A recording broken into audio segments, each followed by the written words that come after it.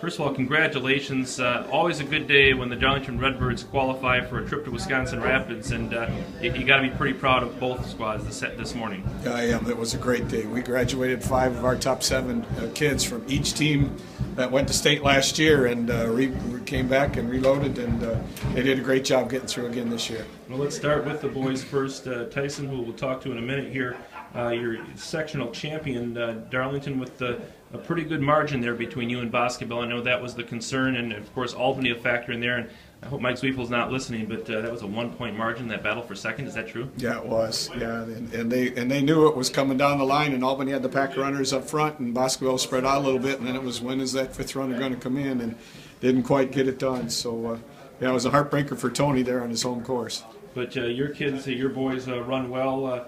Jaden Comproot right behind Tyson, and some other guys coming up big. How would you grade the performance today by the Darlington Redbirds? We had a good, solid team race. I thought Tyson went out and set the pace and got it done, and then Jaden was right there, not too far out of second to Dakota Coffin for basketball, only about 3-4 seconds ahead of him.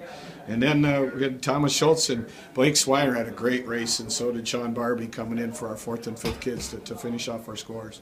And then on the girls' side, Poynette really looked like they came to run the day, and the Pumas take the sectional title. But Redbirds still have enough to hold off basketball by 14. Who came up big for the Birds? Well, we had solid races all the way down. Clark Cullen was up front, and Paige Schilling, and those two have been our 1-2 all year, and then Johanna. But Darby Fitzsimons and Carly Riley, again, for our 4th and 5th girls, ran great. Carly ended up finishing ahead of basketball's 3rd runner. That's the first time she's done that all year. So we had a really solid team race, and maybe one of our best races of the year. And now you look forward to the state meet. Obviously, the boys, the 2-time defending state champions.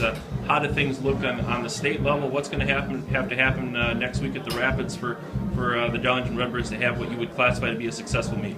Chequamegon is probably the favorite coming in. They've got everybody back but their 7th runner, and they were 3rd last year, but they got knocked off at the conference meet. Marathon's pretty tough.